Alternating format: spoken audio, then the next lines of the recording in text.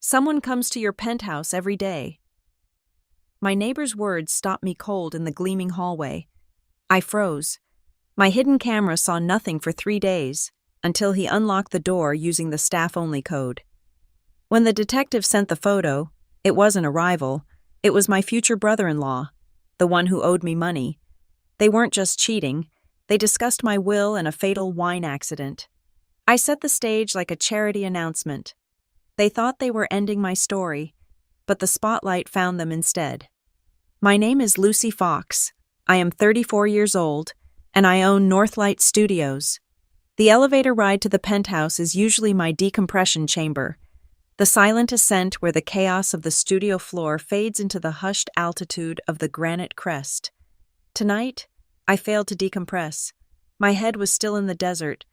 I was running shot lists for the new production, visualizing the way the light would hit the canyon at dawn. My thumb scrolled uselessly through the revised budget for the pyrotechnics. We needed the explosion on day 2, not day 3, or the overtime would kill the contingency. My phone felt heavy in my hand, buzzing with phantom notifications from my line producer. I was exhausted. I was running on fumes and the residual adrenaline of a successful pitch meeting. I am the founder, the CEO, and half the time, the lead creative troubleshooter. I live in the details. The elevator doors slid open with a whisper. The hallway of the 24th floor is designed to be imposing. It is all polished wood, recessed lighting, and a dark, plush carpet that absorbs all sound. It feels less like a home and more like the approach to a vault, and my neighbor was blocking the path to my door. Evelyn Marsh. She lives in 24B. She must be over 70. Always impeccably dressed, with silver white hair pulled into a bun so tight it seemed to stretch the skin over her cheekbones. Evelyn is the building's unofficial sentinel, a permanent fixture by her window, the one who watches, as she says. The world go by. She rarely speaks. Tonight, she stood directly in my path. I offered the tight, efficient smile I usually reserve for difficult investors. Evelyn, good evening. She did not return it.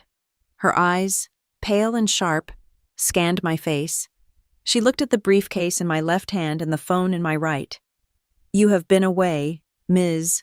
Fox, San Francisco. I believe. My smile faltered, the precision of it. Yes, just for a few days. A quick trip. She took a small, deliberate step closer.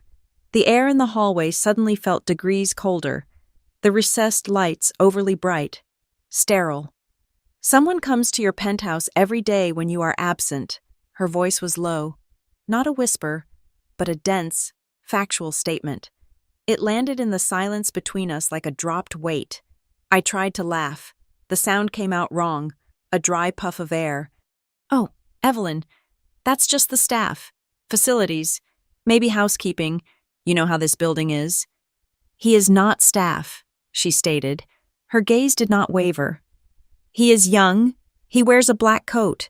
He arrives around noon. He leaves around 3. The polished wood walls seemed to tighten. The dark carpet felt like it was trying to pull my shoes down, weighting me to the spot. Evelyn, I appreciate the concern, but I'm sure there's a simple— He has a key, she interrupted, or a code. He does not buzz. He lets himself in, and— She paused, her head tilting slightly. He is affectionate with your husband at the doorway. My breath hitched. The blood drained from my face. I could feel the cold vacuum of it. Affectionate how? My voice was barely audible. I have seen them kissing, Evelyn said. She delivered the line with the same flat intonation she used to describe the weather. Right there, at your threshold. Twice this week? The image flared in my mind, stark and unwanted.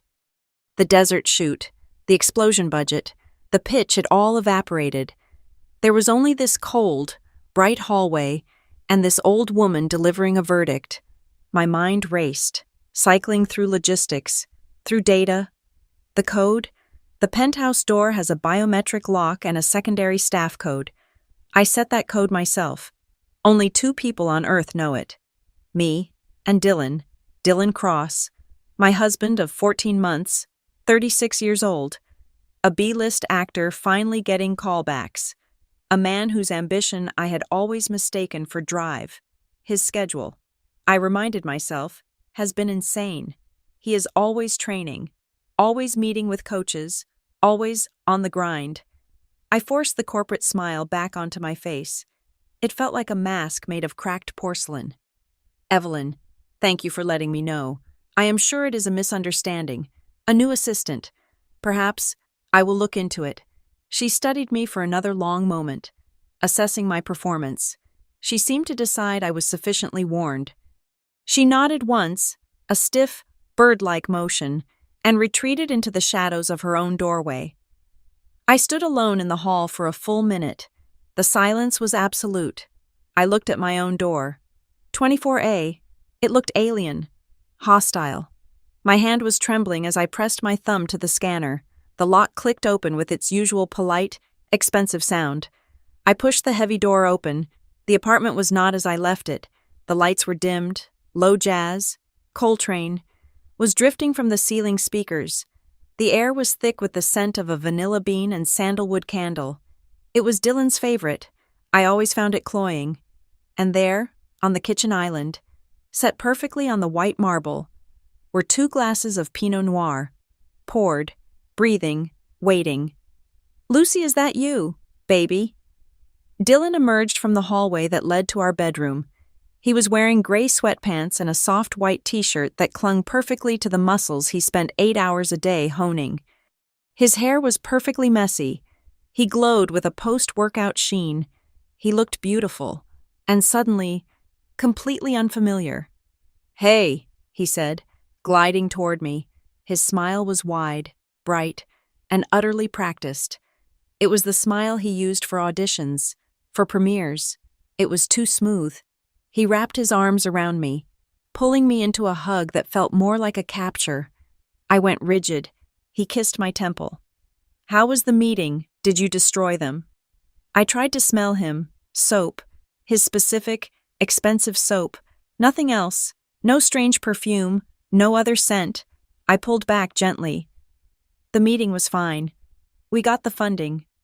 "Knew you would," he said, turning to the wine. He slid one of the glasses toward me. "I figured you needed this. You sounded stressed on the phone." I looked at the 2 glasses. Evelyn's words echoed in the jazz.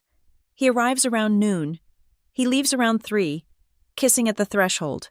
I kept my voice light, casual, the CEO voice, the one that negotiates. "It's quiet in here. Did you have a busy day? Any visitors?" I watched his face. I am a film producer. I have watched thousands of hours of actors trying to lie. I know the micro-expressions. I know the tells. Dylan picked up his own glass, swirling the wine. He did not look at me. He looked into the glass. There was a pause. It was less than a second, but it was there, a fractional delay in his processing. "Just Matt," he said, taking a sip. "My new voice coach. He stopped by. We had an urgent rehearsal for this new audition. It's a huge role. Loose. Really intense." "Matt?" I repeated. The name felt blunt and artificial in my mouth. "A new coach. What happened to Anya?" "Anya was too classical," Dylan said, waving his hand dismissively. He was looking past me now, toward the floor-to-ceiling windows and the glittering lights of Westwood. "This Matt is amazing, really pushing me." He finally met my eyes. The smile was back, firmly in place. "But enough about my boring day. Tell me about the desert shoot. Are we still on schedule?" He changed the subject. He redirected. He avoided my gaze at the critical moment. "I am Lucy Fox. I built a multi-million-dollar studio from nothing by reading the subtext, by trusting the data, and by knowing when a performance is falling flat." Dylan was performing, and he was failing. I picked up the wine glass. I looked at the dark red liquid. I thought of the 2 glasses, waiting. I thought of the vanilla candle and the jazz. It was not a welcome home. It was a stage, set to cover the tracks of the matinee performance. From that exact moment, the suspicion was no longer a whisper from a neighbor. It was a physical thing. It settled into the apartment with me. It coated the marble countertops. It clung to the fibers of the expensive rugs, and it sat between my husband and me on the velvet sofa. Every object in my home, every possession I had worked for, suddenly felt like evidence in a crime I had not yet uncovered. I moved through the next week on autopilot, a perfect simulation of Lucy Fox. I was the CEO, running Northlight Studios with mechanical precision. I approved budgets. I sat in the color grading suite for our upcoming spring release, and I tore apart the third act of our new flagship script. Hollow Lights. The script was a psychological thriller, a domestic horror story about a woman who slowly realizes her husband is gaslighting her, trying to convince her she is losing her mind so he can take control of her estate. The irony was so thick it was suffocating. In the screening room, I watched the dailies, listening to my director explain the tension of a scene where the wife finds a receipt for a dress she never bought. I just nodded, my face a mask of professional calm, and said, "We need a tighter shot on her eyes. The audience needs to see the moment the doubt becomes terror." Then I would go home. The performance continued. I would walk into the penthouse, and the mask of the CEO would be replaced by the mask of the wife. Dylan was always there, usually finishing a workout, his body gleaming with a manufactured sweat. The apartment was always clean, too clean. The vanilla candles were always burning. "Hey, baby," I said one evening, forcing a smile as I loosened my blazer. "How was the reading?" "Intense," he said, kissing my cheek. His lips were dry. "This new director, Vance, he's a real tyrant, but brilliant. He's pushing me to places I've never been." I paused, hanging my keys on the hook. "Vance?" "Yeah, Marcus Vance, the guy who did that indie film about the boxer." I kept my back to him. I maintain a shared inbox with my husband, an account my agency team set up to track all his auditions, casting calls, and schedules. I know his entire professional life. The audition he was supposedly preparing for was with a director named Almiro. There was no Marcus Vance on his schedule. "He sounds tough," I said, turning around, the wife mask sliding perfectly back into place. "You must be exhausted." We sat down to eat the salad he'd prepared. He was a meticulous cook. It was one of the things I used to love about him. Now, his precision just seemed like evidence of a calculating mind. His phone was on the table, next to his water glass. That was new. We had a rule: no phones at the dinner table. It was my one demand for sanity. Tonight, it was there, and it was face down. As I was describing a pointless budget meeting, the phone vibrated, a low, muffled thrum against the oak table. Dylan didn't look at it, but his posture changed. His shoulders tensed, just a fraction. He continued talking about Vance, but his eyes darted to the black rectangle of glass. And he said my take was, it was. The phone vibrated again, longer this time. "You know what?" he said, abruptly standing up. "I'm suddenly dying of thirst. Need more water." He grabbed his glass and the phone, turning his back to me as he walked to the kitchen. I watched his reflection in the dark glass of the wine fridge. He stood at the counter, angled away from me, head down, his thumbs moving rapidly. He wasn't getting water. He was answering. He came back, phone tucked securely in the pocket of his sweatpants. "Sorry, where was I?" "Your brilliant take," I said, my voice smoother than I thought possible. The next day, I was looking for a cashmere wrap in my walk-in closet. The closet is my sanctuary, organized by color and season. My side is meticulous. His side is a curated chaos of designer jeans and aspiring actor t-shirts. But something was wrong. On my shelf, tucked near my handbags, was a scarf. It was dark gray, expensive silk, and definitely not mine. I picked it up. It felt foreign. I lifted it to my face. It was cologne, a sharp, woody, almost aggressive scent. It wasn't Dylan's. Dylan wore a light, citrus-based scent that I had picked out. This was heavy, musky. It was the scent of a stranger. In my closet, on my shelf, I dropped it as if it were on fire. This was not just a visitor. This was an invasion. He was letting someone into my space, letting them touch my things. I needed data. Emotion was a liability. Information was ammunition. I went to my office and messaged the building's head of security, a man I'd tipped heavily every Christmas. Don, it's Lucy Fox in 24A. I'm having an issue with my package deliveries. Could you send me the internal elevator log for my unit's staff code? Just for the last week, he messaged back instantly. Ms.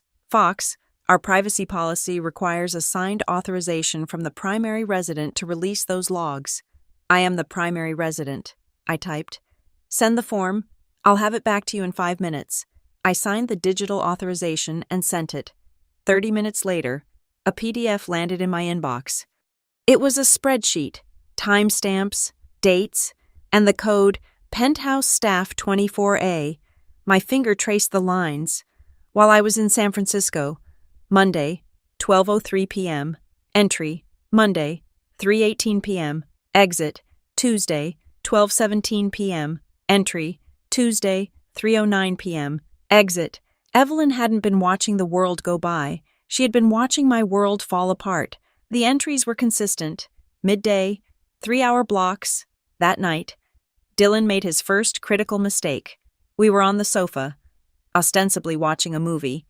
I was scrolling through Northlight emails on my phone, half watching the screen. He draped an arm around me. I felt the pressure of his hand on my shoulder, and my skin crawled. You know, Luce, he said, his voice imbued with that fake, profound tone he used in auditions. I was thinking, we've been so plugged in. You're always working. I'm always running lines. We're not connecting. He squeezed my shoulder. What if we did a tech detox just for tonight? We leave our phones in the kitchen, both of us. We just watch the movie, be present. It was a beautiful performance. The concerned husband, desperate for connection. But I saw the script. He'd seen me checking my phone. He saw me distracted. He needed to know what I was looking at. He needed to control the flow of information. He needed me isolated. I turned to him, cupping his face. Dylan, that is the best idea you've had all week. The moment he stepped into the shower, I went to my home office. Behind a row of leather-bound scripts was a small wall safe. I entered the code. Inside, beneath my passport and my mother's pearls, were 3 microcameras. They were props, actually, from hollow lights, tiny, black squares, smaller than a matchbox, with a motion-activated lens and an encrypted feed that linked to a secure app. I became a director on my own set. One went in the living room, hidden in the spine of a heavy coffee table book about architecture, angled perfectly at the front door. One went in the kitchen. Disguised as a black USB charging plug, I inserted into an outlet near the island. The last one, the one that made my stomach churn, went in the bedroom. I tucked it into the grill of a dark-colored speaker on the bookshelf. Directly facing the bed, I downloaded the encrypted app, linked the feeds, and named the network Northlight Secure. For 3 days, I watched. The feed was agonizingly normal. I checked it obsessively. In my car, in the bathroom at the studio, in the middle of strategy meetings.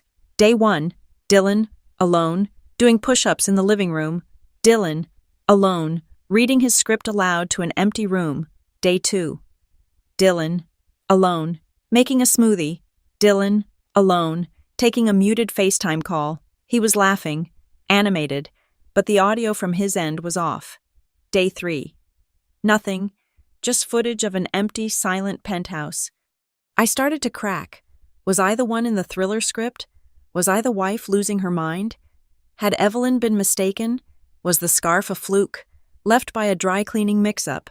Was the log a building glitch? The doubt was a poison. And then, Wednesday, midday, I was in the main conference room at Northlight, negotiating a distribution deal. My phone, face down on the table, gave a single, silent vibration. Not a text. An app alert.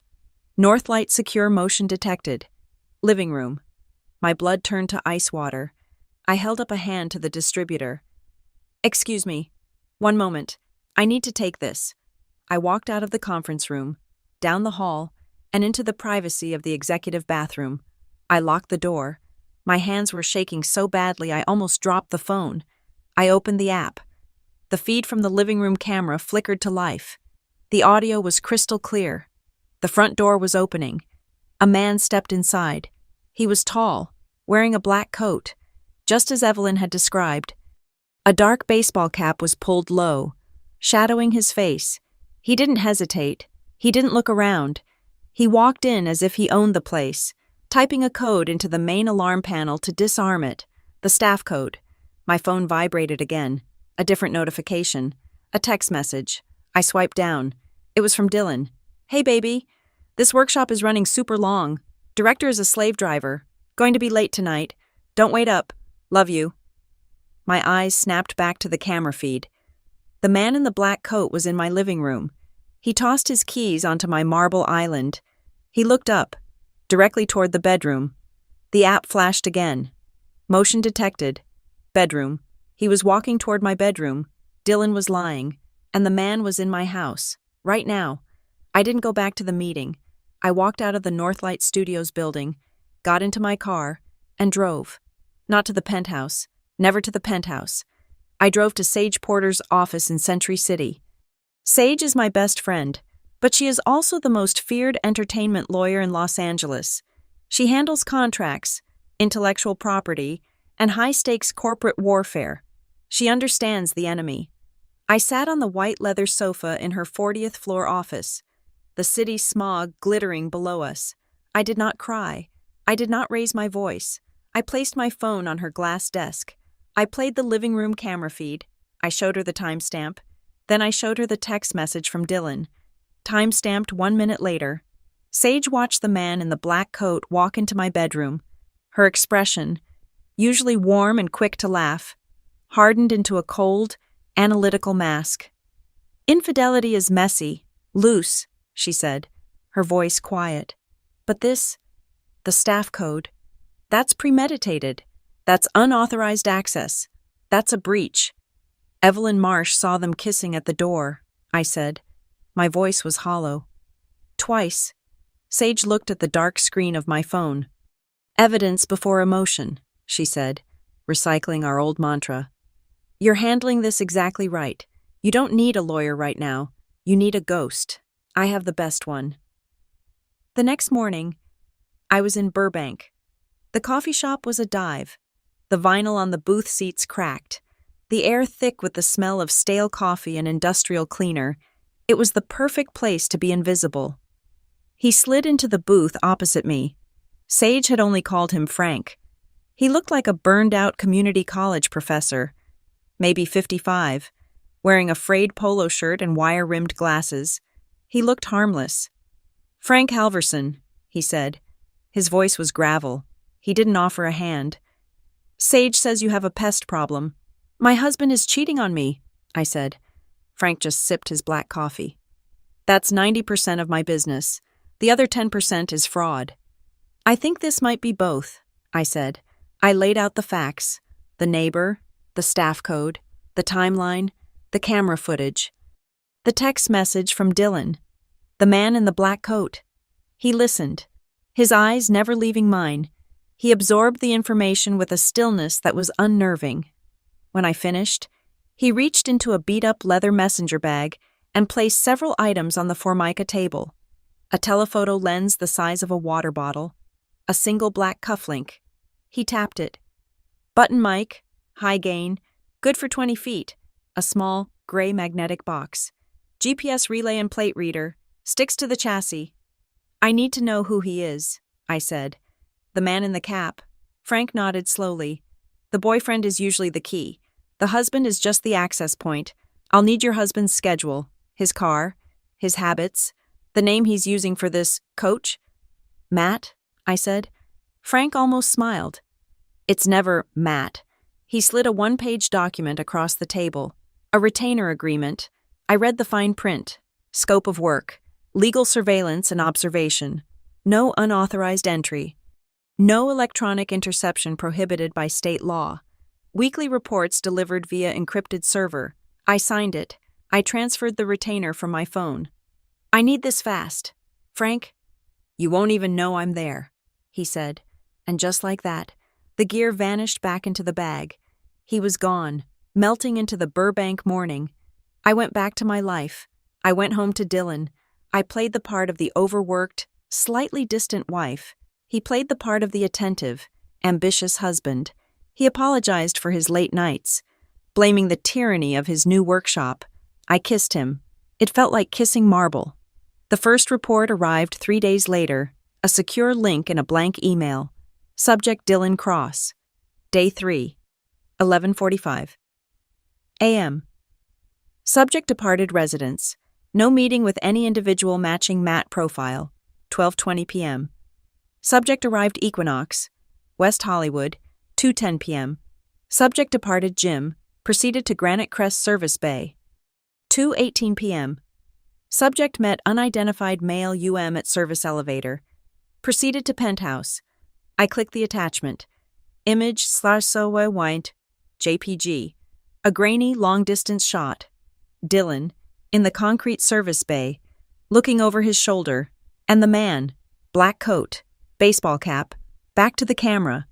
He was taller than Dylan. He carried himself with an arrogant slouch. Frank's note read, Utilize service access code, bypassing front desk and main elevator, face obscured, suggests high-level familiarity with building protocols. My hidden cameras confirmed the rest. They were inside for 2 hours. I watched the footage on fast forward. They talked in the living room, too far from the mic for audio. Then they went to the bedroom. I closed the app. The rage was so cold and so pure it almost felt like peace. I had the what. I still needed the who and the why. The Week 2 report arrived on a Thursday.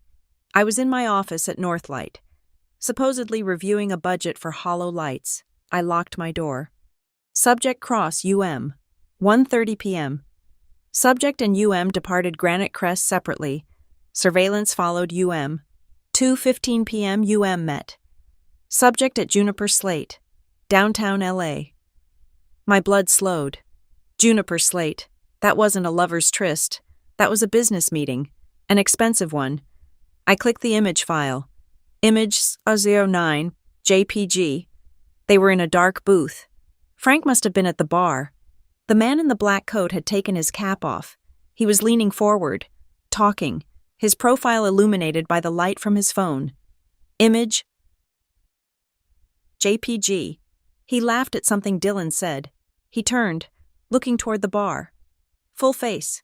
I dropped my phone. It clattered onto the desk. It wasn't a stranger. It wasn't an acting coach. It was Theo Quinn. Theo, 32 years old, the charming, parasitic younger brother of my ex-fiancée. Amelia, the woman I had almost married 8 years ago. Before Northlight, before Dylan, the history rushed back. Theo, the golden boy who couldn't fail, who always failed. He'd come to me 3 years ago, desperate. He had a brilliant startup idea, an insurance tech venture called Cindershore. He just needed seed money to get it off the ground. He knew how to leverage my old guilt over leaving Amelia. I gave him the loan, a stupid, sentimental check. 6 months later, the company was defunct. The money was gone. And his excuses were so convoluted, I realized he was a pathological grifter. I cut him off. I wrote off the money and the memory, and here he was, in my house, in my marriage. I scrolled to the next image. Image 1, JPG. They were in the parking garage. Dylan was gripping Theo's arm. Theo had his hand on Dylan's neck, pulling him into a rough, celebratory embrace. They were laughing. It wasn't the embrace of lovers. It was the hug of co-conspirators. This was not an affair. This was an infiltration. And then I saw the audio file. Audio.js table snippet 04.wave. Frank's button mic. He must have walked past their table. The audio was muffled by the restaurant's ambient noise, but the voices were sharp. Theo's voice. I remembered that smooth, entitled cadence. The Northlight Trust. It's airtight, but the bypass clause, the one for incapacitation, that's the vulnerability. If she's deemed mentally or physically incapable of running the company, the secondary trustee takes full control. Dylan's voice. Lower, tense. And I'm the secondary trustee. You are, Theo confirmed. But it has to be done before she signs that new philanthropic transfer. She's planning to move the bulk of her liquid assets into that foundation. Once she signs that, your position is worthless. We have to move before that announcement. How? Dylan whispered. How? Theo. There was a pause, the clink of ice in a glass. We use the stage she's already set, Theo said, his voice dropping to a confidential murmur. That bottle of Bordeaux she's saving, the 1998. The concluding bottle, as you called it, it's perfect. And I have a friend, a specialist. He works with compounds that mimic catastrophic events, a stroke, a severe allergic reaction to shellfish, something that won't show up in a standard toxicology screen. I stopped the recording. The silence in my office was absolute. I stared at the glass wall overlooking my studio. The company I had built from nothing. They weren't trying to steal my money. They were planning to kill me, my husband, and the man whose debt I had forgiven. They were planning my murder over dinner. They had priced my life. I was a clause in a document. I was an obstacle to a payday. I looked at Frank's final note at the bottom of the email. Conclusion. This operation has shifted from domestic surveillance to conspiracy to commit. Recommend immediate extraction and engagement with law enforcement. I felt a sudden, terrifying numbness. The shock, the betrayal, the heartbreak, it all collapsed inward, calcifying into something cold and hard. They wanted a show. They wanted a concluding bottle. They were writing a script. I am a producer. I know how to build a set. I know how to light a scene. And I know how to spot a bad performance. I would not be confronting them. I would not be the victim in their cheap thriller.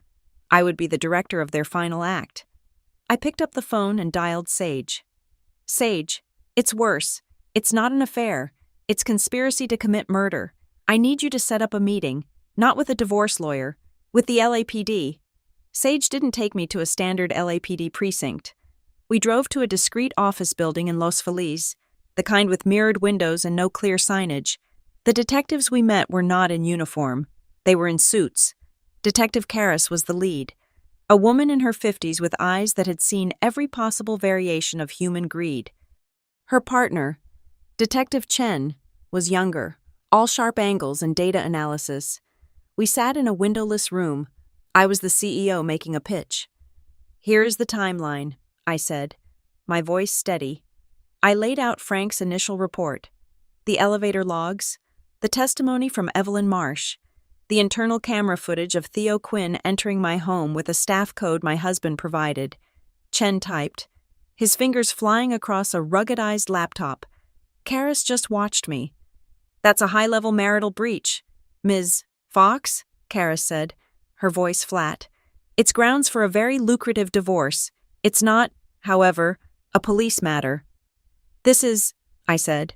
I slid my phone onto the table and played the audio file from the Juniper slate. Theo's voice filled the small room. The bypass clause, the one for incapacitation. Dylan's voice. And I'm the secondary trustee. Theo's voice. A friend, a specialist. Compounds that mimic catastrophic events. Won't show up in a standard toxicology screen. The room went completely silent. Chen stopped typing. Karras's eyes narrowed, the professional mask replaced by a sudden, intense focus. This, Karras said, tapping the phone, is conspiracy to commit. This is our jurisdiction. But, Ms. Fox, this is audio of a plan, to make this stick, to put them away for attempted murder and not just conspiracy. We need the attempt. We need the poison. They're planning to use a specific bottle of wine, I said. A Bordeaux, a 1998. Then we need them to bring that bottle to the table, Chen said, looking up from his screen. We need to catch them in the act of serving it to you. That means I go home, I said. It wasn't a question. It means you go home, Karras confirmed. And it means we listen to everything. We will need your written authorization to place environmental recording devices inside your private residence. Without your signature, anything we hear is inadmissible. Where do I sign? I asked. There's one more thing, Chen said. He opened a small, hard-shell case. Inside, on a bed of gray foam, was something that looked like a high-end lipstick tube, silver and sleek. Portable mass spectrometer, a toxin tester. It's a prototype. You touch the tip to the liquid. If it detects one of over 200 known compounds, it sends a silent, encrypted signal to our tactical unit. We'll be outside. The signal is the green light. I took it. It felt cold and heavy. Put it in my purse. I carry it everywhere. Lucy, Sage said, speaking for the first time, her voice tight. You are talking about sitting down to dinner with a man who is actively trying to kill you. I know exactly what I'm doing, I said, looking at Karis. They think they're setting a trap, but I'm the one who's been building the cage. Before I went home, I had 2 other priorities. The first was family. I called my parents in Pasadena. My father, retired, was supposed to go in for a routine checkup. Theo, with his background in insurance and his greasy, invasive charm, had access to records. I knew from my research on Cindershore that he was skilled at data mining and social engineering. He had researched me. He had certainly researched them. I couldn't risk them becoming leverage. Dad, I said, my voice bright, I have a surprise for you. I booked you and Mom a suite at the Four Seasons in Santa Barbara for 2 weeks. Lucy, honey, that's too much. My checkup is on. I rescheduled it, I lied. The car will be there in an hour, pack for the beach. Northlight just closed a huge deal, and I want to celebrate. The relief I felt when the car service confirmed they were on the freeway, heading north, was profound. The board was cleared of my most valuable pieces. The second priority was Northlight, my company, my legacy, the entire reason for this plot. I convened an emergency executive session of my board of directors via a secure video link. I kept my face impassive, the CEO in crisis mode. I have received a credible, high-level threat against me. I told them, it is personal, but it has the potential to impact the company's stability. I am working with the LAPD to resolve it. Before they could ask questions, I directed them to the bylaws. I am invoking Article 9, Section 4B, the key person freeze, effective immediately. All stock transfers, options, and beneficiary designations linked to the CEO's personal agreements are frozen, pending the resolution of an active criminal investigation. This prevents any hostile party from attempting to leverage a personal crisis into a corporate takeover. I was talking about Dylan. My agreement with him, the one he thought made him a secondary trustee, was now worthless. The company was secured. The vault was sealed. That night, I went home and slept beside my husband. He didn't touch me. He was restless, checking his phone at 3 a.m., thinking I was asleep. I lay there, breathing deeply, my heart hammering against my ribs, the portable toxin tester in my purse on the nightstand, 2 feet away. Frank's surveillance continued, now in coordination with Chen's team. He was no longer just a private investigator. He was a police asset. His reports were now cross-referenced with surveillance from an unmarked police van parked down the street from the Granite Crest. A new report hit my inbox. Frank had followed Theo after he left my building. He'd tracked him to a desolate industrial parking lot in Glendale, under the hum of the high-tension wires. A new name, Rico Vale. The photo was grainy, taken from 100 yards away.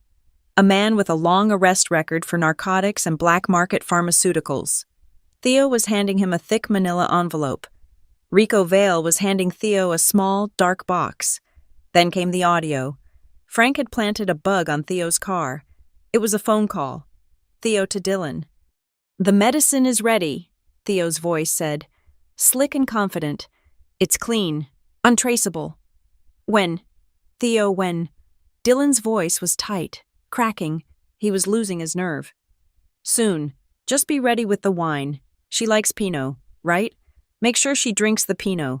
You just worry about getting the bottle open. I'll handle the rest. She likes Pinot, the casual, murderous contempt. It was time to light the stage. I called my head of public relations. Sarah, I'm moving up the Northlight next announcement. Moving it up, Lucy, The press materials aren't even. We're announcing it this Friday, I said. I want a full press release, a media blitz, and I want you to leak the centerpiece. The centerpiece. The financial commitment.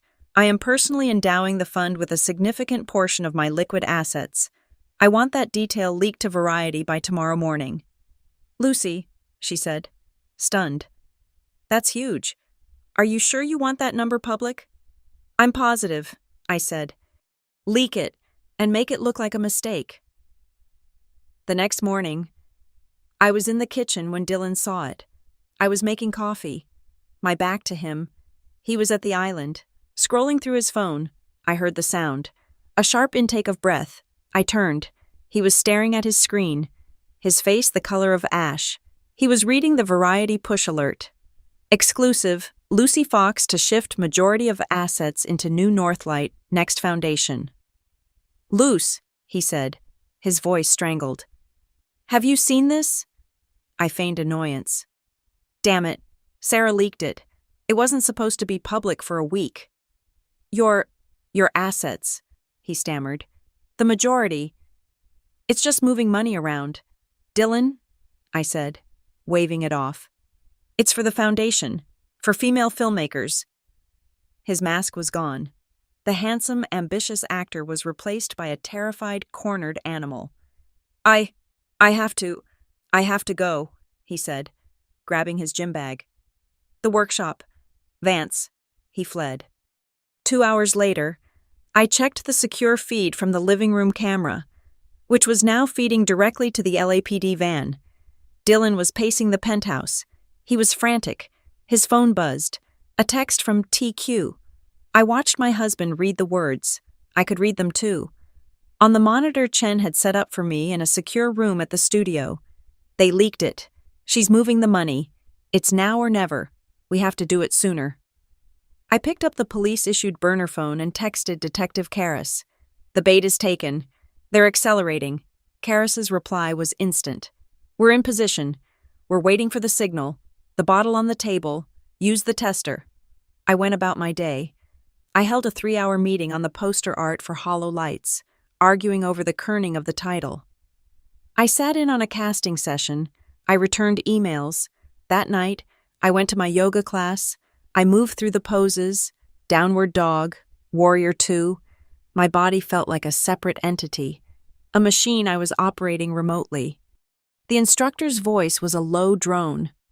Breathe in, let go of the tension. I couldn't. Every nerve in my body was stretched to a high, thin, screaming pitch. A piano wire pulled one turn past its limit.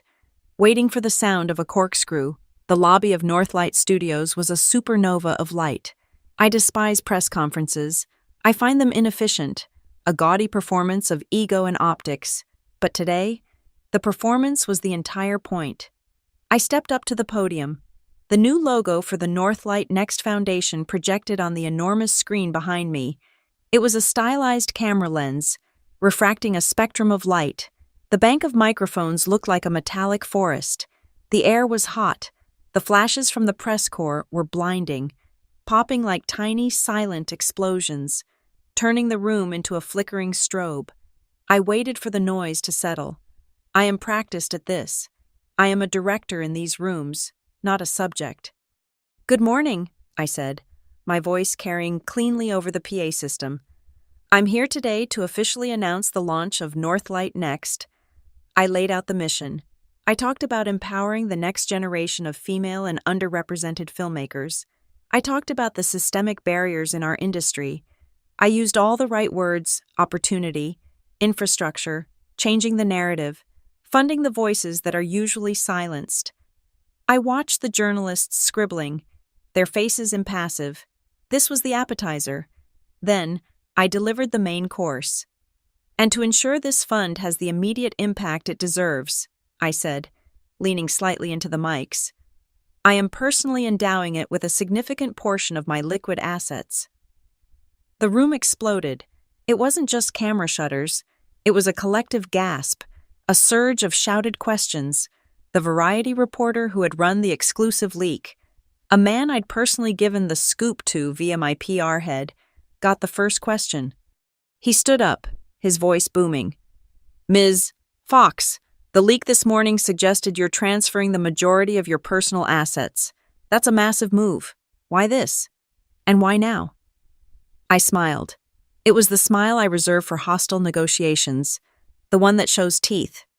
Because Northlight was built on risk and vision, and because it's time to give back. This fund ensures that that vision outlives all of us.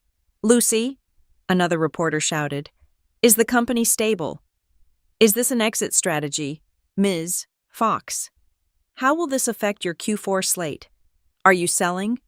The questions became a wall of noise, a frantic attempt to find the weakness in the move. They smelled blood, or at least a story. I held up a hand. The room fell silent. Northlight is stronger than ever. This is not an exit. It is an expansion, and it is the most important work I will ever do. Thank you. I walked off the stage. I did not take another question. Within an hour, it was the only story in the trades. By evening, it was trending nationally on social media. #NorthlightNext. My face was on every news feed. The narrative was set. Burned into the public consciousness, Lucy Fox was giving her fortune away. The clock I had set was now ticking very, very loudly. That night, I came home. The penthouse felt different, charged with a low, toxic hum. Dylan was in the kitchen, attempting to cook. He looked up as I entered, his face pale and strained. He rushed to hug me, a gesture that felt brittle and desperate. "Luce, I saw the press conference," he said, his voice cracking with false enthusiasm. "It was amazing, what you're doing. It's just selfless." I pulled back, looking at him. "Thank you, Dylan." It felt right. He went to the wine fridge, his movements jerky, uncoordinated. "We should celebrate. Just us. A glass of—" "Not tonight," I said, cutting him off. "I'm exhausted from the press. I just want tea." He stopped, his hand on the handle of the fridge. He poured himself a glass of water, his back to me. I watched him in the reflection of the dark kitchen window. His hand was visibly shaking. The tremors ran up his forearm, a vibration of pure panic. He gripped the white marble counter to steady himself. This was not an actor in control. This was a guilty man who had just watched his payday evaporate. He picked up his phone. He thought he was being subtle, angling his body away from me as he typed, but he forgot about the watch, the expensive smartwatch I had bought him for our first anniversary. A notification lit up the dark screen, reflecting in the black glass of the oven. A text from TQ. The message was stark, a battlefield command. Friday night, private dinner, his place, bring the standard bottle. Dylan read it, his shoulders, which had been hiked up to his ears in stress, visibly slumped. It was a look of grim relief. The panic was gone, replaced by a dark resolution. He had his new orders.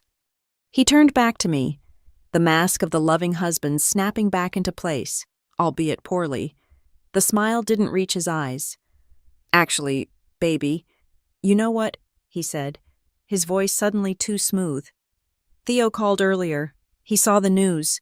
He feels awful that we haven't seen him since that whole Cindershire mess. He's hosting a small dinner party this Friday, a reconciliation. He specifically asked if you'd come. He wants to apologize, properly." The script was delivered, my cue. "Theo," I said, feigning surprise. "After all this time, I don't know. Dylan, that feels sudden. Please, Luce," he said, walking over, taking my hands in his. His palms were ice cold and clammy. "He really wants to make it right. He said he wants to toast to your new foundation. He even asked us to bring that special Bordeaux, the 1998, to finally bury the hatchet." Bury the hatchet. The metaphor hung in the air, rotten and heavy. I looked into his eyes, searching for the man I had married, for any flicker of the person I had loved. He was gone. There was only a hollow shell, a desperate actor reading lines written by a sociopath. "Okay," I said, forcing a small, weary smile. If it's that important to you, Friday night, we'll go. The next day, Frank Halverson's final report came in. It was a masterpiece of surveillance, delivered to the secure server the LAPD had set up. Image file, Theo Quinn, 01, JPG, Theo, outside a high-end, temperature-controlled wine cellar in Beverly Hills. He was carrying a padded wooden box, the kind reserved for vintage French labels. The logo on the box matched the vineyard of the 1998 I had in my cellar. Image file, Theo Quinn 02 JPG. Theo, back in his car, parked on a side street. The wooden box was open on the passenger seat. He was handling a small, clear glass vial, holding it up to the light. Frank's telephoto lens had captured the glint of it, the viscous liquid inside. Then, the audio files.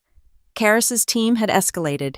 They had managed to plant a high-gain microphone near Theo's front door during a random network outage in his neighborhood.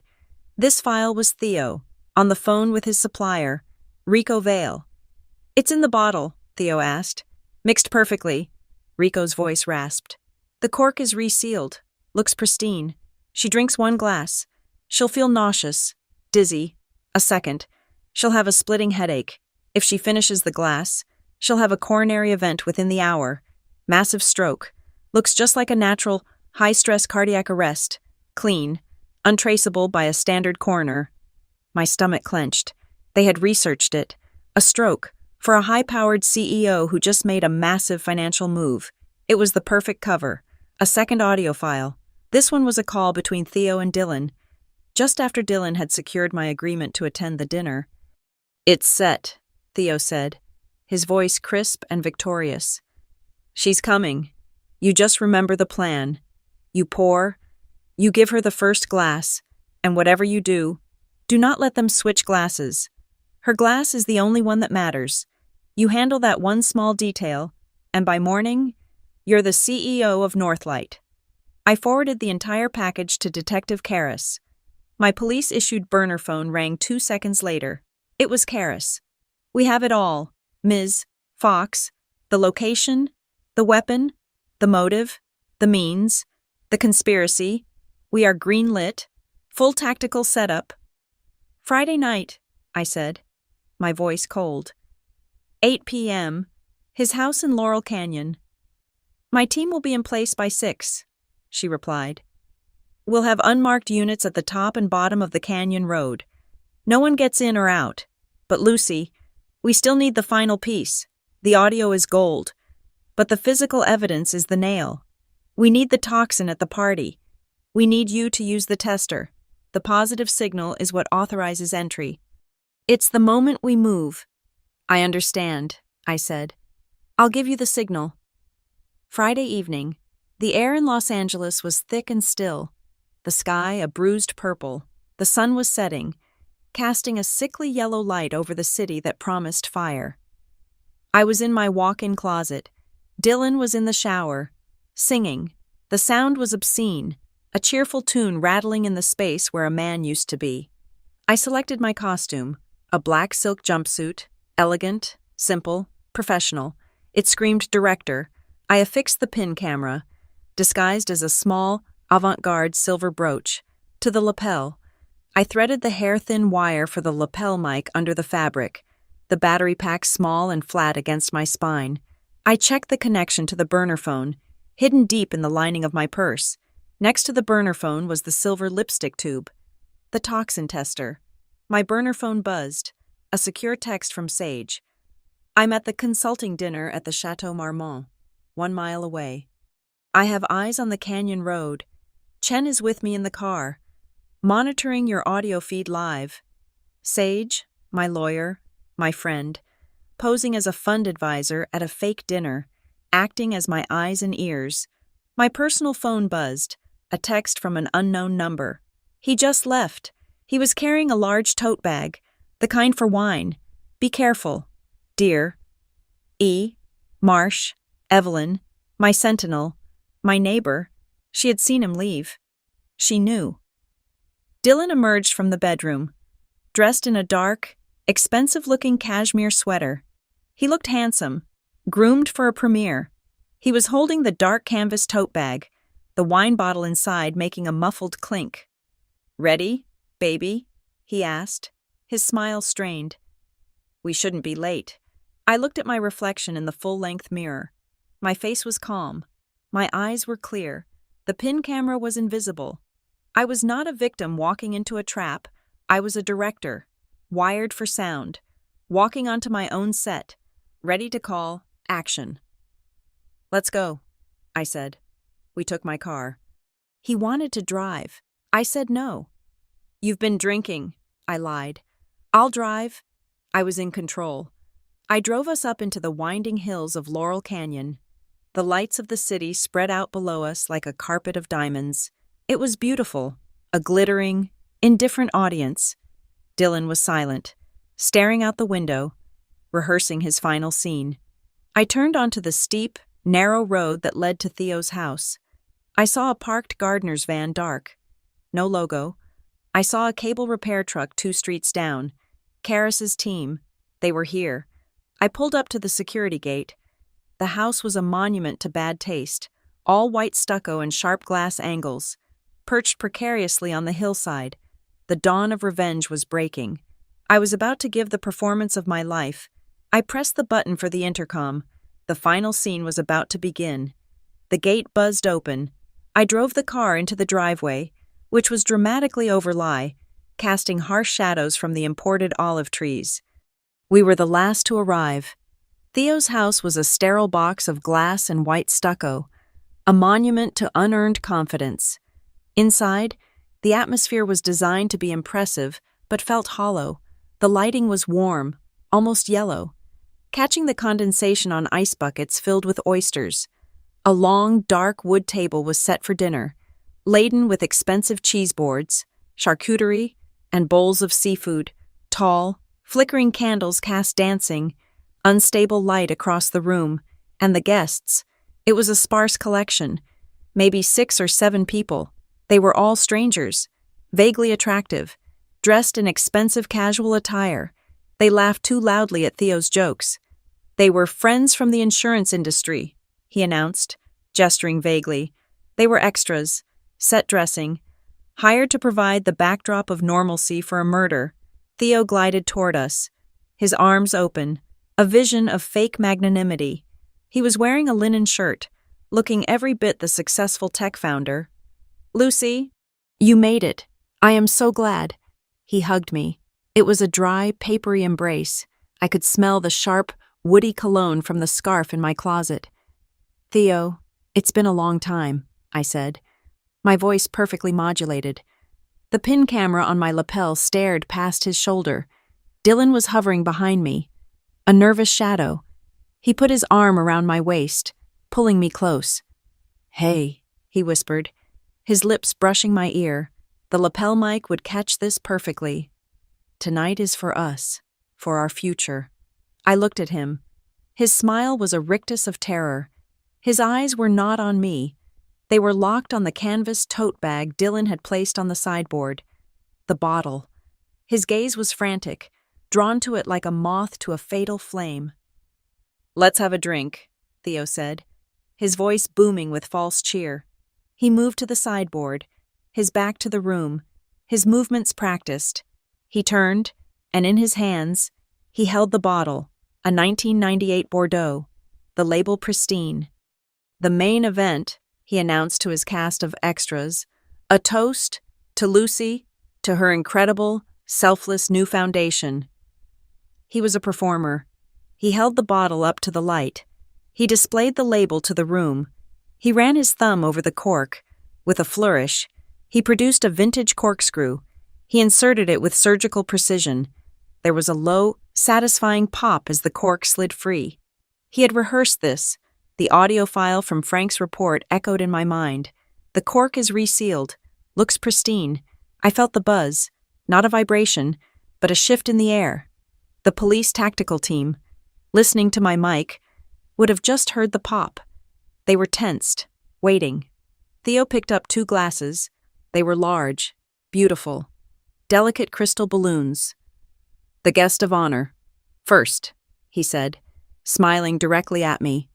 He poured, The dark red liquid, almost black, streamed into the glass. The pin camera on my lapel zoomed in, capturing the pour, the color, the way the tiny bubbles clung to the crystal. He filled the glass perhaps a third of the way. He set it down on the marble counter in front of me. Then he picked up the second glass. He poured one for himself, a matching pour. He placed his glass next to mine, and then, the move. "Oh, wait, let me just," he said, reaching across. Ostensibly to move a cheese knife, his hands hovered over the two glasses. He adjusted their position, sliding mine slightly to the left, his slightly to the right, a tiny, meaningless adjustment, except it wasn't. He had switched them. It was a classic, clumsy piece of misdirection, so subtle that anyone not watching for it would have missed it. But I was watching. The camera was watching, and in the corner of my eye, I saw Dylan, watching too, his entire body rigid, his breathing shallow. He was tracking the poisoned glass. Theo picked up his glass, the one he had just designated as mine. He handed it to me. "For you, Lucy, do not let them switch glasses. Her glass is the only one that matters." I took it. The stem was cold. I was now holding the weapon. Theo picked up the other glass, the clean one, for himself. He and Dylan exchanged a look. It was fractional, a microscopic nod. The signal, the button is pressed. The sequence is active. "A toast," Theo said, raising his glass. The extras all dutifully raised their champagne flutes.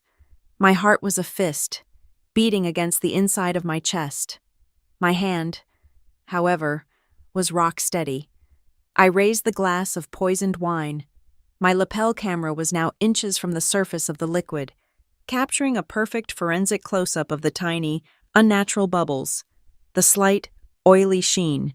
In my purse, my other hand closed around the silver lipstick tube, the tester. I clicked the base, the sensor tip extended. "To new beginnings," Theo said, his eyes glittering. "To new beginnings," Dylan echoed, his voice a dry rasp. Now, I pretended to stumble, a slight, feminine wobble. "Whoops," I said, lurching forward. The wine in my glass sloshed. I dipped my fingers into it, as if to steady the glass. "Oh, clumsy me," I murmured. I brought my hand up to my chest, near my lapel, as if brushing wine off my jumpsuit. My fingers, wet with the poisoned Bordeaux, brushed the tip of the toxin tester hidden in my hand. The connection was made. The sample was taken, in the secure LAPD van. The silent signal was screaming, "Positive, positive, positive." Dylan and Theo stared, their faces frozen in a rictus of panic. The toast was interrupted, and then the world ended. The front door did not open. It exploded. It burst inward, splintering off its hinges, crashing onto the marble floor. A wall of black-clad men, heavily armed, poured into the room. They were silent, efficient, a machine. LAPD. Nobody. Move hands in the air, hands up. The sound was deafening, a physical blow. The extras screamed. One of them fainted. Glass shattered. The seafood table was overturned. It was over in 3 seconds. Dylan shrieked, a high, thin sound, and threw his hands straight up, his clean glass of wine smashing on the floor. Theo did not move. He just stood there, his own glass still in his hand, his mouth open, his face a mask of complete, uncomprehending shock. "Put the glass down. Put it down now." An officer yelled at me. I slowly, calmly, placed the poisoned glass on the counter. A second officer, wearing gloves, grabbed it instantly. A third snatched the bottle. Chaos swirled. The extras were being zip-tied, pushed flat to the floor. Dylan was sobbing. "It's a trap. She set us up. It's a trap. Shut up, Dylan," Theo screamed, his composure finally cracking, his voice raw with fury. Kara stepped through the splintered doorway, not in tactical gear, but in her suit. She walked directly to the counter. Chen was beside her, opening a hard-shell forensics kit. "This is the glass," Kara said, pointing to the one I had set down. Chen produced a thin, pen-like device. He dipped the tip into the red liquid. He held it up to the light. The tip was a vivid, chemical blue. "Color test is positive for a non-standard alkaloid," he announced, his voice cutting through Dylan's sobs.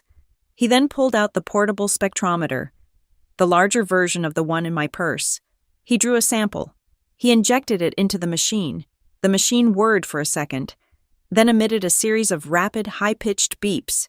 Beep, beep, beep, beep. Chen read the screen. "Confirmation. Lethal dose. Compound matches the profile from the Glendale supplier." Dylan collapsed. He just folded, his legs giving out, and he crumpled to the floor in a heap of cashmere and terror. Theo remained standing, frozen. The blood had drained from his face. He was staring at me, his eyes wide with a terrible, dawning understanding.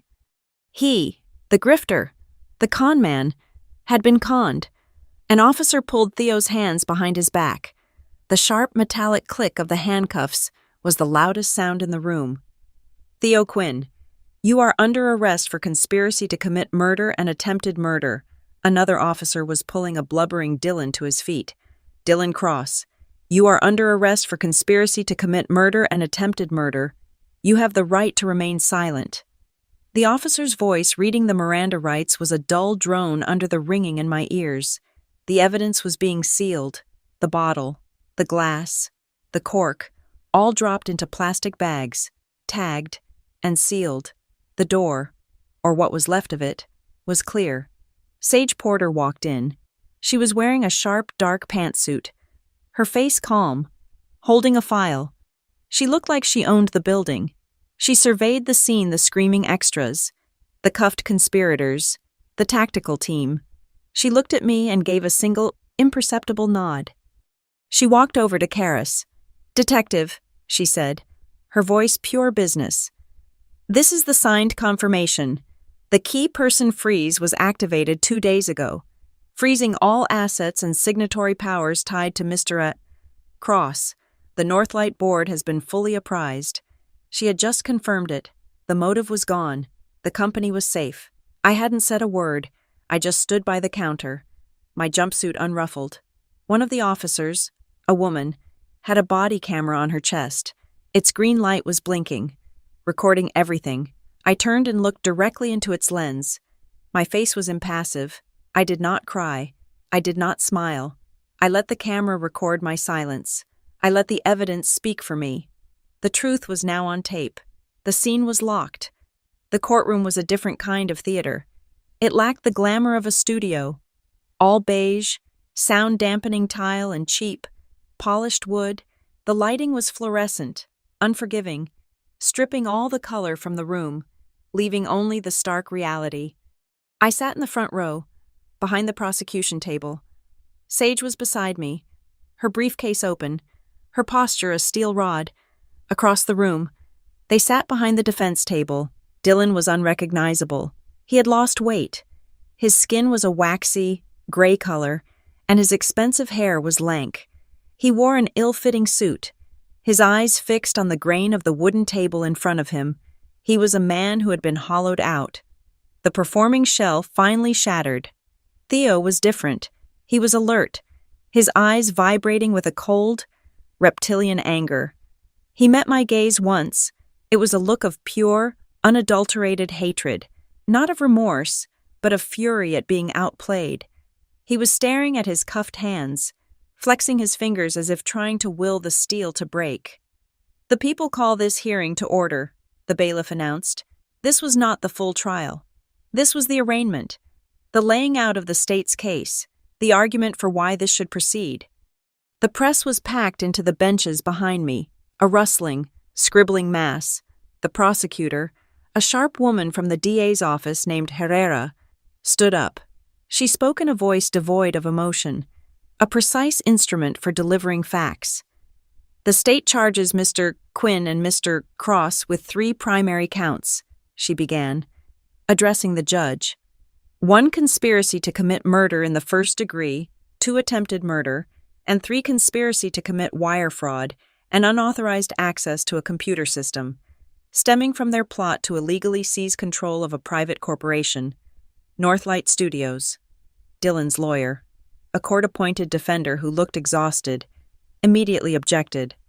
Your Honor, this is a domestic dispute, a marital spat gone horribly wrong. The charges are overblown. Theo's lawyer, a slick, expensive man I assumed was being paid by his family, echoed him. My client was the victim of a sophisticated entrapment scheme, Your Honor. A dark joke that has been twisted by a vindictive spouse. A dark joke. I felt Sage stiffen beside me. Herrera didn't blink. The people are prepared to present an overwhelming chain of evidence that proves this was no joke. Your Honor, it was a cold, calculated plot to murder Ms. Fox for financial gain. And so the show began. Herrera was the director now, and her props were my life. We begin with the motive, she said. A large screen flickered to life. Exhibit A. The elevator access logs for the Granite Crest Penthouse, Unit 24A. They show a repeated, unauthorized entry using a staff-only code, known only to Ms. Fox and her husband, Mr. Cross. The entries correspond perfectly with Ms. Fox's travel schedule. The logs filled the screen. Dates, times, the code Penthouse Staff 24A. And who did those logs belong to? Herrera continued. Exhibit B. Frank Halverson's surveillance photo flashed onto the screen. Theo, at Juniper Slate, his face clear, laughing, his cap off. Mr. Theo Quinn, Herrera said, a man with a failed business history, previously funded by Ms. Fox. Exhibit C, the transaction. The next photo was the grainy shot from the Glendale parking lot. Theo, handing a manila envelope to the supplier, Rico Vale. Mr. Vale, who is cooperating with the state, has testified that this payment was for a lethal, untraceable compound delivered in a resealable wine bottle. Exhibit D, the forensic report, a close-up of the Bordeaux bottle, now in an evidence bag. Fingerprints belonging to Mr. Quinn and Mr. Cross were found on the bottle, but most damning, Your Honor, is the DNA evidence recovered from inside the resealed cork, DNA belonging to Mr. Theo Quinn. A gasp went through the courtroom. Theo slammed his cuffed hand on the table. That's a lie. Silence, the judge barked. They had a timeline, Your Honor. Herrera pressed on, her voice rising. They were operating under a deadline. Exhibit E text messages recovered from Mr. Cross's phone. The text from Theo to Dylan appeared on the screen. They leaked it. She's moving the money. It's now or never. We have to do it sooner. And this, Your Honor, from 2 days prior. A new message. Just need her to sign the final trust papers before Monday. Then she's your problem to handle. They were rushing, Herrera said, to secure Mr. Cross's position as the beneficiary trustee of Northlight Studios before they murdered Ms. Fox and before she could move her assets into the new foundation. Theo's lawyer shot to his feet. Objection. This is character assassination. My client has stated this was a fantasy, a harmless, if tasteless, joke between friends under immense financial pressure. There was no intent. A joke. Counsel. Herrera's voice was sharp. Then let's listen to the punchline. Exhibit F audio, recovered from the victim's LAPD-sanctioned recording device on the night of the arrest. She pressed a button. The courtroom filled with Theo's voice, my lapel mic. The audio was pristine, amplified by the courtroom speakers. It's set. She's coming. You just remember the plan. You pour. You give her the first glass. And whatever you do not let them switch glasses. Her glass is the only one that matters. You handle that one small detail, and by morning, you're the CEO of Northlight. The silence that followed was absolute. Dylan sank lower in his chair, his hands covering his face. Theo stared at the prosecutor, his jaw working silently. The dark joke defense had just evaporated. And finally, Exhibit G, Herrera said. The video? My pin camera footage flickered to life. The room watched the scene from my perspective. We saw Theo's hands. We saw the pour. We saw the clumsy, deliberate switch of the glasses. We saw him hand the poisoned glass directly to me. We saw the close-up of the wine itself, the oily bubbles, just before the crash of the tactical team. The video ended. "The defense claims entrapment," Herrera said, her voice low and furious. "Let's be clear. The Northlight Next announcement was not entrapment. It was a mousetrap. The victim, learning of a plot against her life, did not create the crime. She did not supply the means. She did not supply the motive. She merely, and courageously, put the cheese down to see if the rats, already in her house, would take it. They did." She had one more witness for the hearing. The people call Evelyn Marsh. Evelyn walked to the stand. She was wearing a perfectly pressed navy blue suit, her silver hair immaculate. She looked unshakable. "Mrs. Marsh," Herrera asked, "can you describe what you saw from your apartment window on the week of the 10th? Evelyn's voice was clear and strong. "I saw that man," she said, pointing a single, steady finger at Theo, "at Ms. Fox's door, around noon. 3 times that week. And what was he doing? He was letting himself in with a code," Evelyn said. "And on 2 occasions, he was kissing Mr. Cross at the doorway, kissing and embracing." Dylan flinched as if struck. The revelation of the affair, so starkly and clinically stated, seemed to wound him more than the murder charge. It cemented the narrative this was not just greed, it was a betrayal of the deepest, most personal kind. When Evelyn stepped down, Sage's colleague, the head of Northlight's corporate council, was called. He presented the bylaws. He presented the signed, notarized activation of the key person freeze. "Your Honor," he stated, "this provision, triggered by a credible criminal threat, has legally and effectively frozen all beneficiary claims held by Mr. Cross, his access to the company, his role as a secondary trustee. All of it is suspended pending the outcome of this trial. The company is secure." The judge nodded, reviewing the documents. "The court finds this corporate provision valid. The assets of Northlight Studios are, for the time being, to be protected from all parties in this suit. Ms. Fox's control remains." I let out a breath I hadn't known I was holding. The company was safe. Herrera had one last submission. "Your Honor, pursuant to the arrest, a search was conducted at Mr. Quinn's residence. The state submits Exhibit H. Photos from Theo's apartment, in his pristine, minimalist kitchen. Tucked away in a cabinet, detectives found a small box. Inside were 3 empty glass vials, identical to the one Rico Vale had described.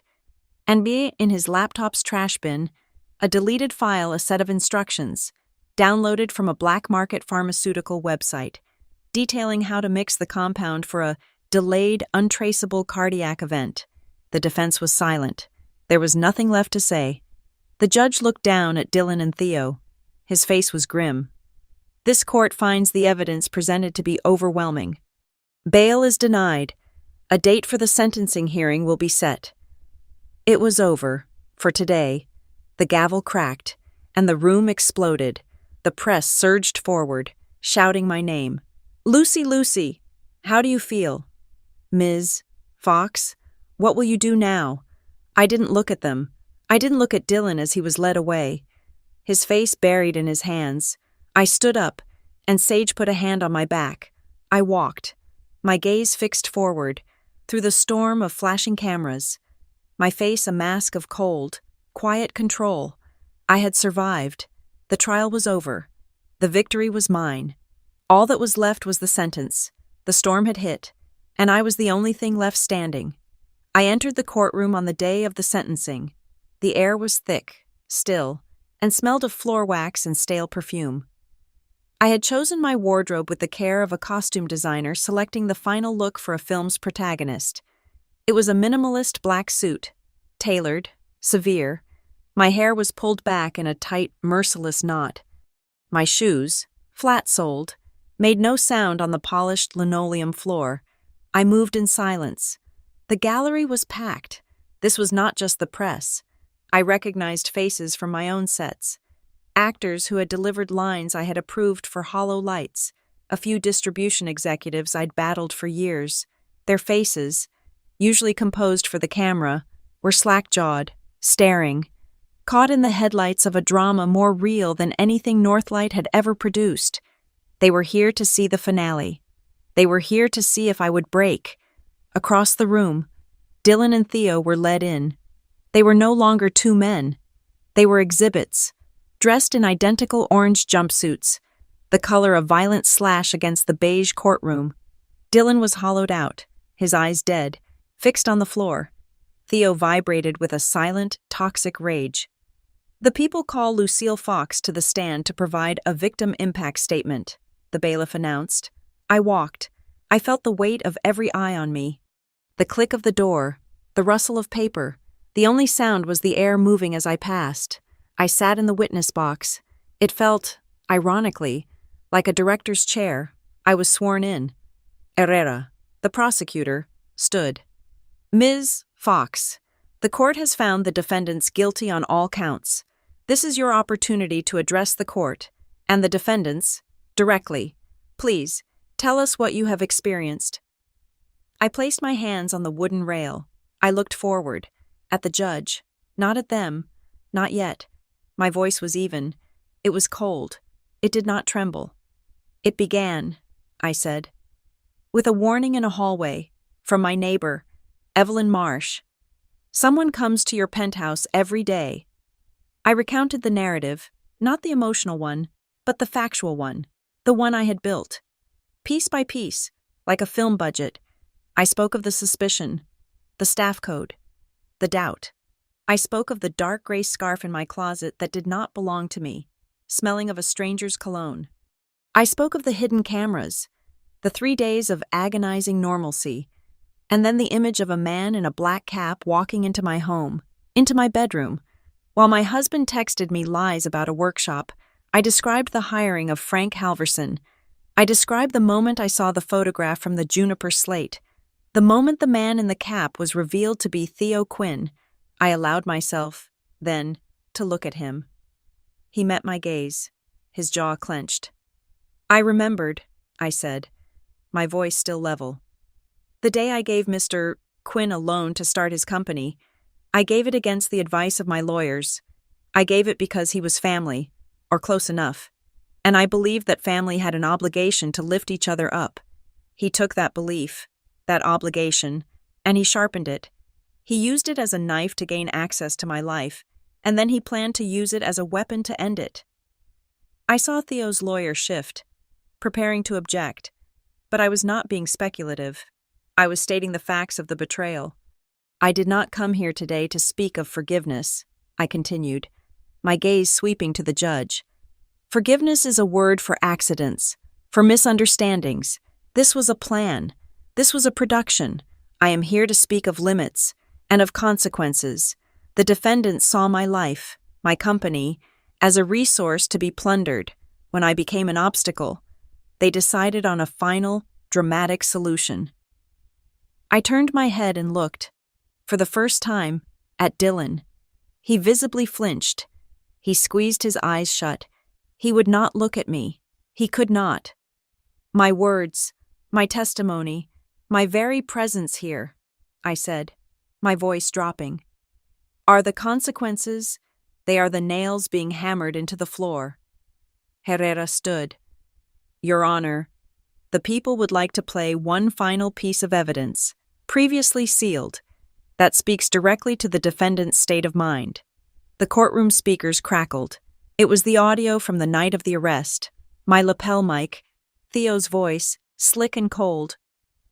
"You give her the first glass, and whatever you do not let them switch glasses. Her glass is the only one that matters." A collective, sharp intake of breath hissed through the gallery. The actors I knew looked pale. This was real. It was time for the defense's cross-examination. It was a formality, but a necessary one. Theo's lawyer stood, smoothing his tie. He approached me with a look of practiced pity. "Ms. Fox, this is undeniably a tragedy. But isn't it true that you escalated this situation? You leaked the press release about your foundation, correct?" "I did." You knew it would provoke them, you knew it would push them to act. I knew it would accelerate their existing plan. Yes. So you admit, he said, pacing, that you set a trap. I paused. I let the silence hang in the air. I looked at the lawyer. I looked at the jury box, now empty, but their presence remained. I looked at the judge. Counselor, I said, I did not create their intent. I did not supply them with the poison from Rico Vale. I did not write the script for my own murder. I discovered a dark, elaborate set that they had built in my life. All I did was set the lights, call action, and let them walk into their own spotlight. They chose to perform. The lawyer had no follow-up. He sat down. The judge, a stern woman named Agart, looked down at the forensics report. The court notes, she said, her voice amplified by the microphone, that during the interim, the encrypted contents of Mr. Quinn's cellular phone were successfully extracted, and they corroborate Ms. Fox's statement. A new timeline flashed on the courtroom screens. It was meticulous, horrifying. It was the forensics team's masterwork. It showed Theo's internet search history, undetectable poisons, compounds that mimic cardiac arrest, how to bypass toxicology. It showed deleted notes, a step-by-step plan for the dinner, who the extras would be, what music to play, how to manage Dylan if he became emotional, a dosage plan. It showed the wire transfer to Rico Vale. It showed the digital receipt from the wine shop for the second bottle of Bordeaux, the one he had planned to bring to the hospital, clean, as a gift, after I was already dead or incapacitated. I watched this blueprint of my own murder, this production schedule, scroll by on the screen. I felt something rise in my throat, hot and sharp, a pressure that built behind my eyes. It was a tidal wave of every emotion I had suppressed for weeks, the shock, the betrayal, the violation, the cold, sterile rage. I felt the tears sting, rising to the very edge of my eyes, but I did not let them fall. I held them. I stared at the screen, and I let the heat of that emotion forge itself into steel. I had a thought, clear as a bell. It wasn't the loss that killed me. It wasn't the betrayal, or the money, or the man. It was the thought of staying silent. Silence in the face of this truth. That is the real poison. That is what kills a person. Judge Agart looked at the screen, then at the defendants. This court will take a brief, 15-minute recess before hearing final statements and rendering the sentence. The gavel cracked. I stood. The doors to the hallway opened, and the wall of noise hit me like a physical force. The press, held back by bailiffs, surged. Cameras flashed, strobe lighting my face. Lucy, how do you feel? Ms. Fox, do you want them to go to jail for life? What do you say to other women? They were shouting, screaming, a chorus of vultures. I did not pause. I did not look at them. I kept walking, a silent black shape moving through their chaos. Sage was at my side. One reporter, a woman from a major network, broke through the line. She shoved a microphone in my face. Ms. Fox, a statement. Anything. What do you want people to know? I stopped. Just for 1 second. The entire hallway went silent, waiting. I looked directly into her camera. The truth is enough, I said. I turned and walked away, leaving them to dissect the 3 words. We re-entered the courtroom. The air was different. It was heavy, final. The lights felt hotter. The actors in the gallery were sitting forward, tense. I sat down in the front row. The final scene was about to begin. The curtain was rising. Judge Agart re-entered the courtroom. The room was so quiet I could hear the hum of the fluorescent lights. She sat, adjusting her robes, and opened the final file. She looked over the rims of her glasses, first at Dylan, then at Theo, then at me. Please rise, the bailiff ordered. We all stood. Dylan was shaking so badly that his court-appointed lawyer had to put a hand on his arm to steady him. Theo stood rigid, his jaw locked, staring at the state flag behind the judge. Judge Agart began to speak. her voice a measured, unemotional force that filled every corner of the room. This court has reviewed the evidence, the testimony, and the pre-sentencing reports. The facts of this case are, in a word, chilling. This was not a crime of passion. It was a calculated, cold-blooded conspiracy. Motivated by the basest of human emotions, greed, it was a plot to end a life for profit, executed with a level of malice and deceit that this court finds particularly egregious. She looked first at Dylan. Mr.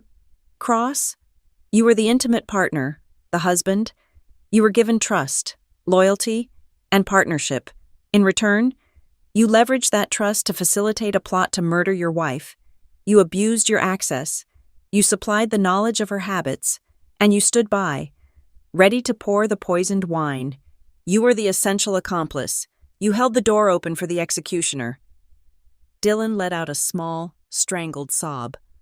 In the matter of the People versus Dylan Cross, the judge continued, on the charge of conspiracy to commit murder in the first degree, this court sentences you to 12 years in state prison.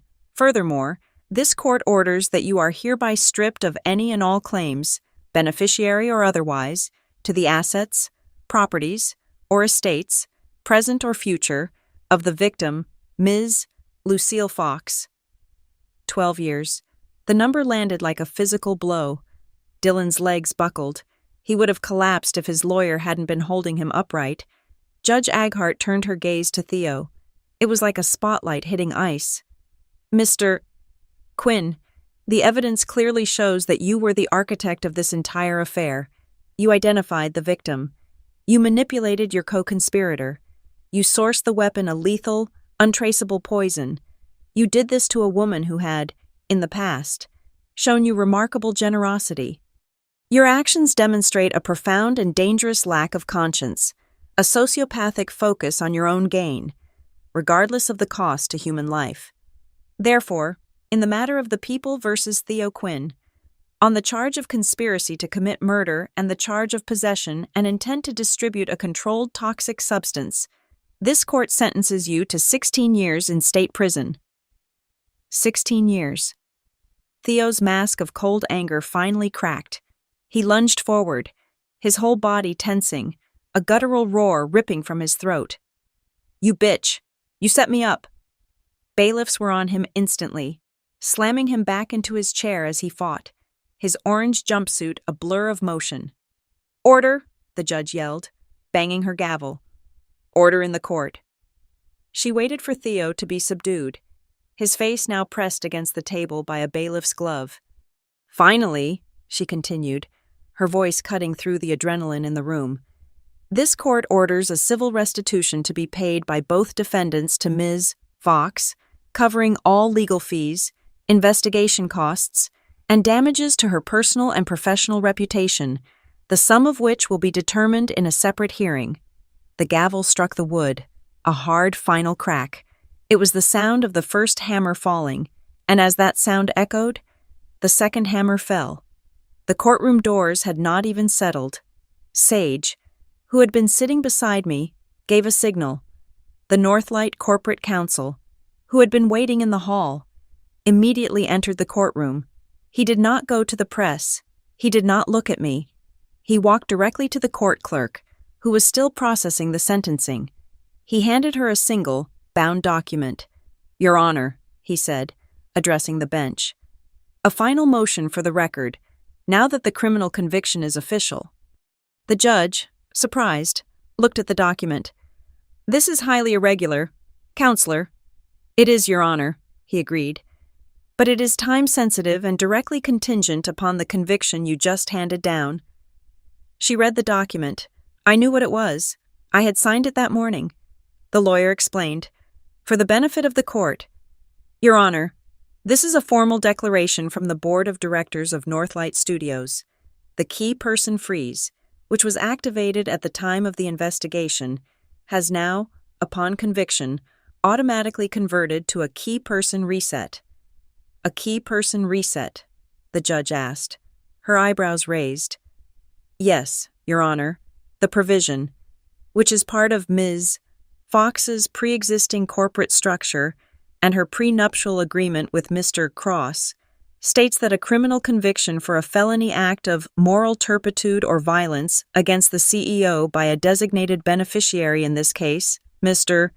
Cross, triggers an immediate and permanent termination of all vested and unvested stock options, trust appointments, and any and all promised future considerations.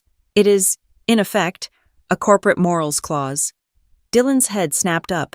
His face, slick with tears and snot, was a mask of confusion. He didn't understand. His lawyer, however, did. He shot to his feet. "Objection, Your Honor. That's a civil matter. It has no place." "On the contrary," the judge interrupted, her eyes scanning the document. "This provision appears to be a binding part of the very agreement that Mr. Cross sought to exploit by committing murder. The validity of this clause, which cites state precedent on directorial malfeasance, seems perfectly sound. The court will accept this filing. It is now a matter of public record. The key person reset is validated. Mr. Cross's financial connection to Northlight Studios is, by his own actions, permanently and irrevocably severed." It was a legal checkmate. The 12-year sentence took his freedom. The key person reset took his motive. He was left with nothing, not a single dollar, not a single share. The moment the judge validated the filing, the courtroom doors flew open. The press, who had been held back, surged in. It was a wave of cameras, microphones, and shouted questions. The sound was a roar. But it didn't matter. My corporate counsel had already handed the press release, detailing the key person reset to the reporters. The story was not just husband gets jail time. The story was CEO turns murder plot into corporate power play, legally disinherits convicted husband. I had protected my company. My control was absolute. In the chaos, Herrera, the prosecutor, made one final statement to the press, her voice ringing out. "The people also wish to thank Mr. Rico Vale of Glendale, who, after his own separate arrest, provided a full confession detailing his delivery of the poison to Mr. Quinn. And we would like to present the court with the final financial analysis." She held up a chart. It was a simple flow graph. It showed a single line, a line representing the exact amount of the seed money I had loaned Theo Quinn for Cindersure years ago. The line went from my bank account to his, and then from his account, in a series of smaller payments, directly to Rico Vale for the purchase of the poison. He had used my own money to try and kill me. The press went wild. I stood to leave. As I turned, I looked into the gallery. In the back row, almost hidden, sat Evelyn Marsh. She was wearing her simple navy suit. She looked at me, and she gave a single, slow, deliberate nod. It was a nod of validation. The gatekeeper. Her job done. I walked toward the exit, Sage at my side. "Lucy." I stopped. It was Dylan's voice. He was being cuffed by the bailiffs, his orange jumpsuit stark against his pale skin. He was looking at me, his face a grotesque mask of tears and desperation. "Lucy, I'm sorry. I'm so sorry. I looked at him, at this hollow thing that had slept in my bed. This weak, pathetic, failed actor. I felt nothing, no anger, no sadness, just absence. I shook my head. Once, I did not give him the dignity of a word. There were no more lines for his character. I turned my back on him and walked toward the door. The hallway was a solid wall of flashing light. The cameras were like machine guns. Ms. Fox, do you regret loving the wrong man?" A reporter screamed, shoving a mic in my face. I paused at the threshold, the light searing my eyes, the noise a physical weight. I looked at the reporter. "I regret every time I ignored a red flag," I said. My voice was quiet, but it cut through the noise. The flashes intensified. The hallway was ringing with the sound of 100 cameras capturing the final shot. It was done, but there was one scene left, the most important one, my scene. The press room at Northlight Studios was hotter than the desert. It was a different kind of heat than the courtroom. The courtroom was the suffocating, stale heat of bad air and old wood. This was the electric, burning hot metal heat of Klieg lights, hundreds of them. They were aimed at the simple black podium, turning it into an island in a sea of darkness. The air was pressurized, vibrating with the restless energy of the entire world's entertainment press, packed shoulder to shoulder, cameras ready, microphones extended, all of them having tasted the blood in the water from the trial. The backdrop was simple. The only thing I had allowed, the stylized lens of the Northlight Next logo, glowing a cool, defiant blue against a black field. I waited in the wings, just off stage. Sage was beside me, holding a single file, not the thick, heavy binders of the trial, just one, slim folder. "They're all here," she whispered. "Variety, Hollywood Reporter, The Times, even the cable news networks. You own every camera in the city right now." "Good," I said. "That's the point." My head of PR looked at me, his face pale, holding a headset. "Lucy, are you sure you want to do this? We could just release a statement." "They built their entire plan in the shadows," I said. "I'm ending it in the brightest light I can find." He nodded, his face grim. "In 5, 4, 3. I walked out. The room exploded. It was not a sound. It was a physical force, a concussion of light and noise. Hundreds of cameras firing at once, a blinding, continuous strobe, the sound a deafening roar of shutters and shouted questions. "Lucy. Ms. Fox over here. Lucy, what happens to the company?" I walked to the podium. I did not rush. I did not look at any of them. I moved through their chaos as if it were a mild breeze. The heels of my shoes made a sharp, clean click, click, click on the wooden stage. I reached the podium. I looked out, letting my eyes adjust to the blinding light. I could not see their faces. I could only see the dark holes of their camera lenses. An audience of 1,000 empty, hungry eyes. I set the single file folder on the podium. I opened it. Inside was a single document. "Good afternoon," I said. My voice, amplified by the microphone, cut through the noise, silencing the room instantly. 2 days ago, my husband was convicted of conspiring to murder me. I let the sentence hang in the air. Stark, brutal, true. His co-conspirator was a man to whom I once loaned a significant amount of money to, a man I considered family. I looked down at the document. This morning, the court validated every aspect of our case, but there was a piece of business left unfinished. I pulled the document from the folder. This is a termination of contract, citing the Morals Clause Article 7, Section 2 in Dylan Cross's producer agreement with Northlight Studios. It permanently disqualifies him from any and all current projects, future royalties, and creative participation in this company, or any of its subsidiaries, forever. I picked up the pen that was waiting for me. It was a heavy black, ceremonial pen. I uncapped it. I brought the pen to the signature line. The sound of the camera shutters was no longer a roar. It was a rapid, violent thwack, thwack, thwack, thwack, like 100 tiny gavels striking all at once. My hand did not shake. The pen stroke was smooth, dark, and final. I slid the signed document to my left.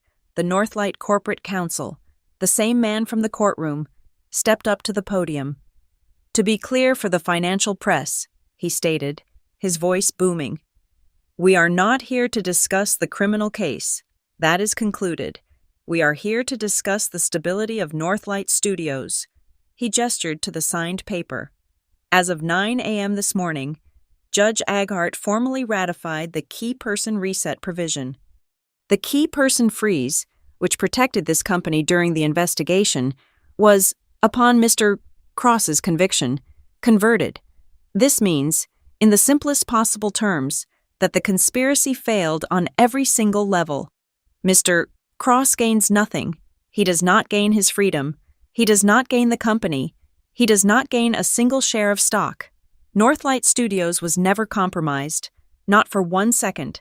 The company is, and remains, 100% under the control of its founder and CEO, Lucille Fox. A low murmur went through the crowd. This was the news they came for. The financial angle, the confirmation, the large screen behind me, the one with the Northlight Next logo, suddenly flickered. It was not a glitch. A new graphic appeared. It was a timeline, a brutal, simple, graphic timeline. On the left, the plot. It showed Theo's face, Dylan's face, and a photo of the Glendale parking lot. In the middle, the evidence. It showed a still from my pin camera of the wine glass. It showed the text message, "It's now or never." It showed the forensic photo of the empty vials. On the right, the verdict, 2 words in massive, block letters, guilty, and beneath them, 12 years, 16 years. The cameras went mad, all of them panning up to capture the graphic. They were filming my evidence. I stepped back to the microphone. "I am here," I said, my voice quiet again, "to close this chapter, and to do that, I need to give my thanks." The room stilled. First, to the detectives of the Los Feliz LAPD, specifically Detective Karras and Detective Chen, and to the district attorney's office. They took a woman's fear seriously. They did not dismiss it as a domestic dispute. They listened, they saw the evidence, and they acted with precision and courage. Second, to the security and staff of the Granite Crest, their meticulous records, their observation, their professionalism, it provided the data that turned suspicion into fact. And third, I paused. I want to thank my neighbor, a woman named Evelyn Marsh. She is a woman who pays attention. She is a woman who saw something wrong, and she chose not to look away. She chose to speak up. I leaned into the mic. She said one sentence to me in a hallway, and that one sentence saved my life. Our society is built by people who are willing to say that one difficult sentence. As I spoke, I saw a flicker of movement. High up, to my left, the press room at Northlight is designed with a second-story observation hall, enclosed in glass, so executives can watch screenings. It also connects to the building's main secure hallway. Just for a second, I saw them. 2 men in orange jumpsuits, shackled, being led by 2 armed guards. It was Dylan, and it was Theo. They were being transferred out of the building, taken to the bus that would bring them to the state prison. Dylan was looking down, shuffling. But Theo looked up. He saw me. He saw the podium, the cameras, the Northlight Next logo, the timeline of his failure projected on the wall, his face, visible even through the thick, soundproof glass, contorted into a mask of pure, silent rage. He lunged, a final pathetic act of defiance, but the guards had him. They dragged him forward, and then they were gone, a ghost, passing through the wall. The microphone at the podium suddenly shrieked a high, piercing wail of feedback. The room winced. The technicians scrambled. I reached out, my hand steady, and I tapped the base of the mic. The sound stopped. I leaned in close, my lips almost touching the metal. "Northlight Studios," I said, my voice a low, cold whisper that every mic in the room strained to catch. "Belongs to honest filmmakers. It belongs to the people who build, not the people who take. This is my company. This is my story." I looked straight down the barrel of the center camera. "Nobody cuts my scene." I reached under the podium. I pulled out a second document. It was thick. It was heavy. It was bound in the official blue of a legal filing. "This," I said, holding it high, "is the real Northlight Next Foundation charter, the one they were trying to stop, the one that transfers my assets, the one that will fund a generation of new voices." I held it up for all the cameras to see. This was the trophy. This was the proof. This was the future they had failed to kill. A small, wooden gavel, held by my head of PR, struck the podium, a single, sharp crack. "This press conference is concluded." The Klieg lights snapped off. The room was plunged into a sudden, shocking twilight. The only light came from the red recording dots on the cameras. The shouting began again, a desperate, fading roar. But I was already moving. The back door, the private exit, was open. a sliver of darkness. I stepped off the stage and walked toward it.